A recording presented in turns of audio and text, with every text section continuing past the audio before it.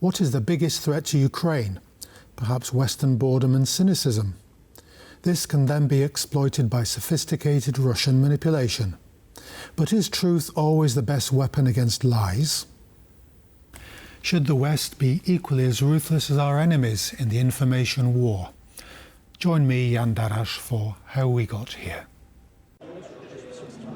Disinformation, as we know it today, is a powerful tool in the hands of democratic and undemocratic governments. Influencing public opinion abroad can lead to election victories or other events.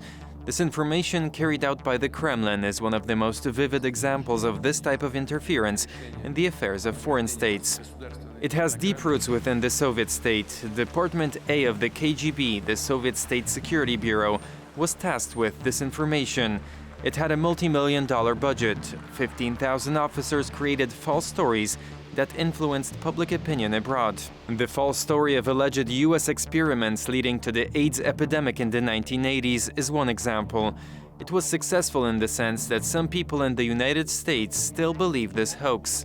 Moving back in time, the assassination of John F. Kennedy, Soviet intelligence planted the idea in the minds of people that the CIA was behind the assassination. To this day, millions of Americans claim to believe this. But the United States wasn't the only target of the KGB's disinformation campaigns. Some were aimed closer to home, at Eastern Bloc countries. The invasion of the Colorado potato beetle in the 1950s in Europe depressed crop yields across the continent, including in communist countries. Communist propaganda said that the insect was being dropped from parachutes and balloons with one intent: to deliberately cause famine and facilitate an economic crisis. It was the perfect tool to draw attention away from the state's internal problems. At the end of the 20s, Russian Bolsheviks and Soviet Union, in that time, it was trying to push the agenda that Soviet Union is a very peaceful actor. And at the same time, it was the moment for them to prepare the war, for example, against Poland, right? Today, the effects of Russian disinformation can be even more severe. With 350 million people eligible to cast ballots in the recent European Parliament elections, there were serious concerns in the West that the Kremlin would try to sway the vote. The ongoing disinformation campaign aimed at Ukraine has been going on for years. A Polish-American initiative, the Ukraine Communications Group, has recently been launched in Warsaw to combat deceptive narratives and disinformation about the Russian war in Ukraine. That also were meant to, of course, polarize Western societies, create conflict, destabilize international affairs within countries, and finally to manipulate the West to maybe stop helping Ukraine, to create reluctance towards Ukraine, towards the war. In the era of social media, the disinformation battle is shifting to X, TikTok, and Facebook, and other online platforms. Regulators are facing more and more pressure to counter these schemes. But the question remains how to counter disinformation without limiting the freedom of speech.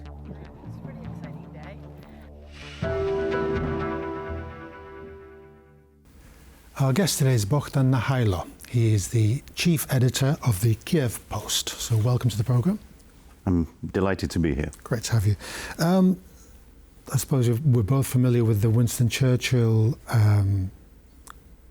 quote, "In wartime, truth is so precious that she should always be attended by a bodyguard of lies." Truth, lies, disinformation. We're in that kind of war now, or have been over the last few years, not just 2 years. Because we are constantly told by the Kremlin and its allies that the truth lies somewhere in between, that there is no real truth. And by blurring distinctions, they get their own messages across. So, if you're fighting for a righteous cause, a just war, you're defending your territory, your land, democracy, freedom, as we understand it in the civilized age, you are portrayed as, repressing people abroad or at home, not really living up to the standards that you preach. And this confusion, it obviously impacts on a certain amount of people in any society. Where is the disinformation from the Russian side targeted?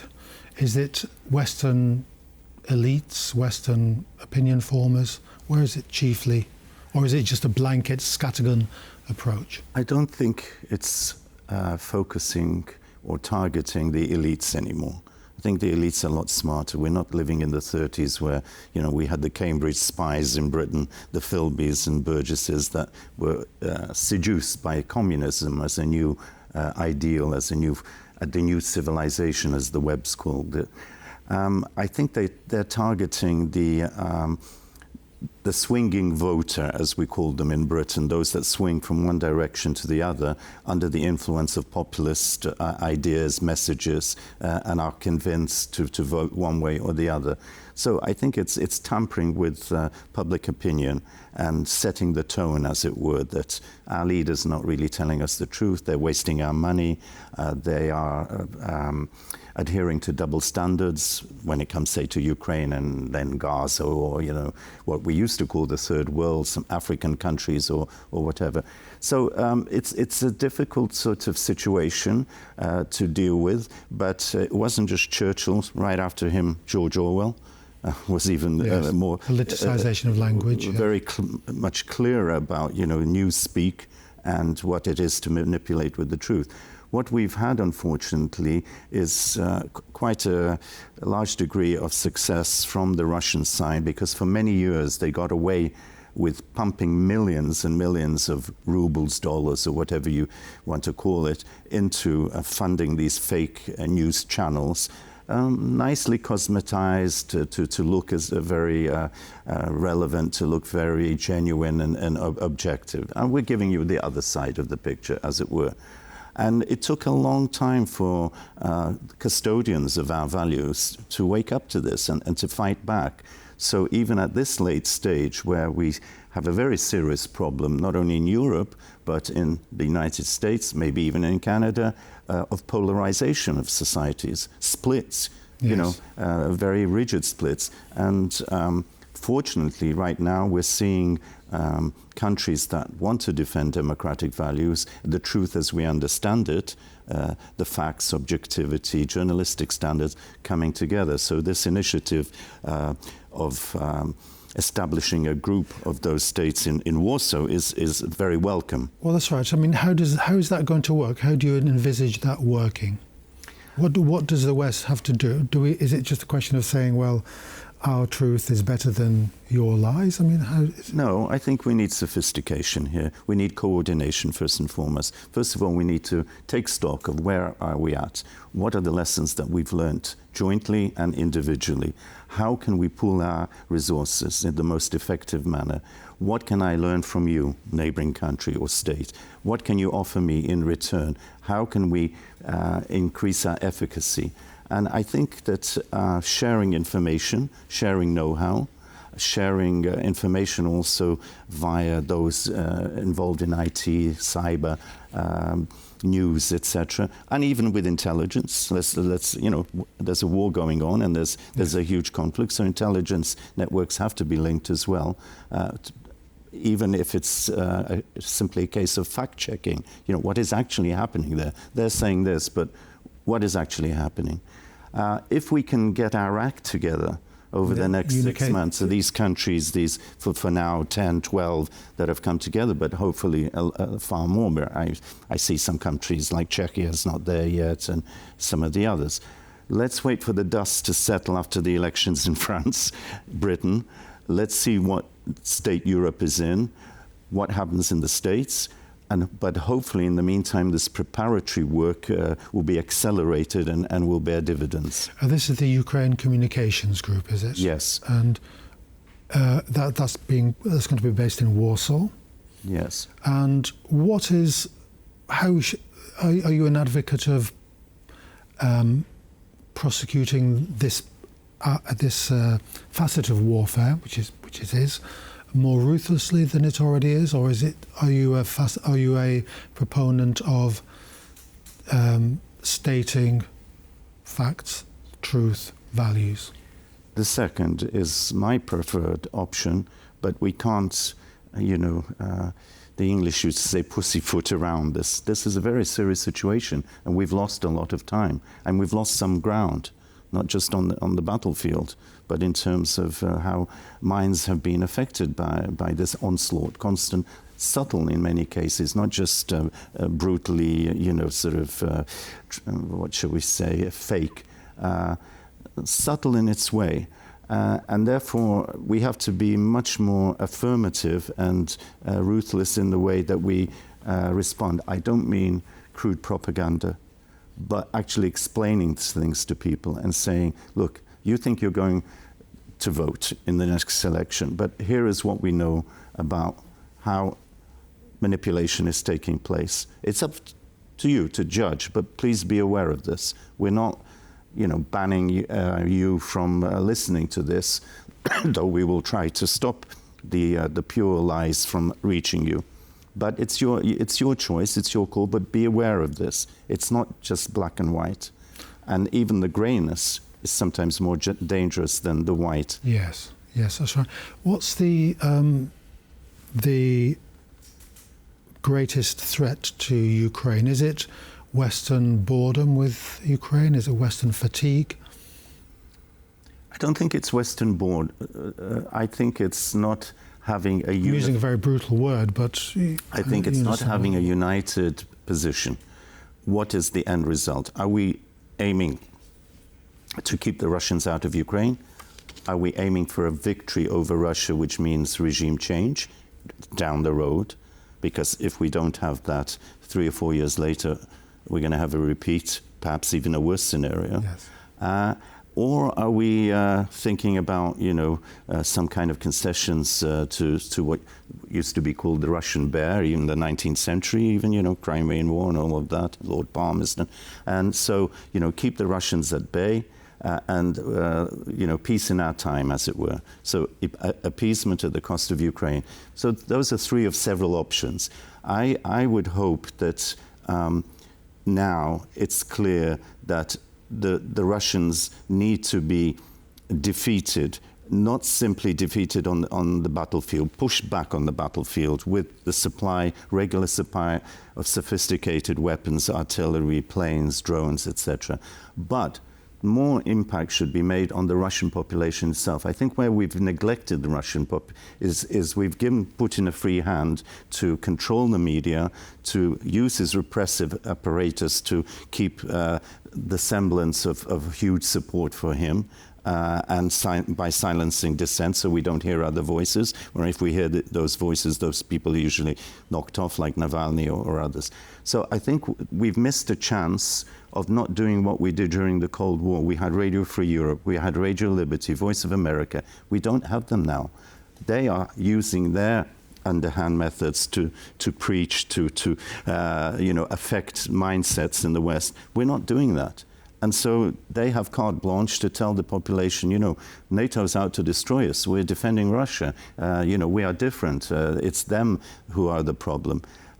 So I think that even in this day and age, not necessarily through radio broadcasts, there are more sophisticated ways of doing it now. Get to the Russian public, stir them up, let them know the real picture, the casualties, the wastage of human life. In the name of what? The economic losses that Russia has suffered, the gas markets and everything else. Make this come home. Appeal to the richer Russians, saying, why are you not welcome anymore in Russia? Why aren't you living in your villas and sending your kids to schools in England and in America?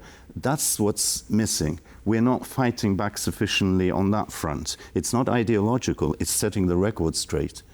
The image that we have of President Zelensky, certainly since 2 years, has been a very positive one, very active in his personal image, his wooing of the West. Is that a finite resource, that kind of goodwill that we see? That's a good question. I think that there is not just Ukraine fatigue, but there's Zelensky fatigue. I think that unwittingly, perhaps, maybe through bad advice or through impulsiveness, he's overdone it a bit now, because the same message comes over. It's not just help save us, it's give, and people. Yes, that was the one. What part of some of the criticism was flowing through because of his clamour for weapons, yes. Justifiably, of course, but. what Zelensky needs to do is to make sure that the entourage around him are not dominated by one or two individuals who act as if they're foreign ministers or surrogate presidents, and to assure the West, assure the democratic world that we're on the same wavelength. Our victory is your victory. This is a common effort, and the rebuilding of Ukraine, the modernization of Ukraine will be along the standards jointly accepted in this community. You will be part of that process. We will need you, but there will be openness, good governance. Corruption we'll do our very best to get rid of, with your help as well, because conditionality will be a factor in receiving huge amounts of aid to rebuild the country. But at the same time, I guarantee you, I would say, if I was the president, like Churchill, if the war ends, I will accept the vote in my country. Perhaps a new leader will be needed to deal with economic reform, rebuilding, putting an end to corruption, which will need new faces. And what we don't have in Ukraine at the moment are realistic, working, modern political parties. We need to look at the restructuring, rebuilding of the body politic, of the political culture of the nation, and that's an Achilles heel. So I would send these messages across and say, look, it's not just money for weapons. Give us your know-how, give us your training, send some of your retired NATO Secretary Generals, Prime Ministers, come, let's form some task group, advisory, whatever. Help us get it right, so that there's a sense of collectiveness, collective responsibility for getting it right in Ukraine. My last question to you: do you, as a Ukrainian, feel that somehow Ukraine could be thrown under a bus, rather like Eastern Europe was in 1944-45? Ukraine has to compete now in the information sphere. We have the culture wars in Western Europe, as you mentioned earlier in the interview, the deep divisions, the social divisions within Western Europe. Ukraine is in danger of just being marginalized. How do you feel about it? Look, I'm Ukrainian, but born in Britain, so my intellectual structure and sense of fair play and critical thinking is very British. The emotions I try to keep under control. That's the Ukrainian side of me. And we really need that control over emotions in Ukraine now. And especially when it comes to worst case scenarios. Underlying the fatigue and psychological exhaustion that people are feeling in Ukraine, I've just come from Kyiv yesterday again, is the fear that we could be sacrificed, we could be thrown under the bus, as you say, in terms of some grand deal that's made. Yes. I think that for a lot of Ukrainians, majority, that would be very hard to swallow. The pill to soften it would be, at the very least, it would be EU membership now, as soon as it's feasible, NATO pending us in an accelerated process when the war is finally over, and we know that Russia is not going to come in, so it's not a threat to the entire NATO force. I think that could offset any territorial concessions that would have to be made. But let's face it, Ukraine wants its territorial integrity. But the harsh reality is that in the far east of Ukraine, the eastern part of Donbass, it's a no man's land. There are no pro-Ukrainian elements left there. The cities and towns are destroyed. Should the West be rebuilding them? Yes, quite. Etc. And Crimea, obviously, symbolically, and in terms of international law, Ukraine wants it back. But perhaps there's some kind of formula that could internationalize the peninsula under Ukrainian rule, guaranteeing the rights of Russians living there or whatever, and demilitarizing parts of it so that it's not a threat to Turkey or to the NATO countries or Ukraine itself. So I don't know. Look, I'm sure that there's a lot of thinking going on behind the scenes. But again, here, we have to be very careful to push fake news, disinformation coming from Russia about the state of things to the side and deal with realities and what is acceptable and what is doable. Yes, of course, facts and opinions still a new battleground. Bohdan Nahaylo, thank you very much for coming onto the programme. It's a pleasure. Dziękuję. So that's unfortunately all we have time for today. So join us next time for How We Got Here.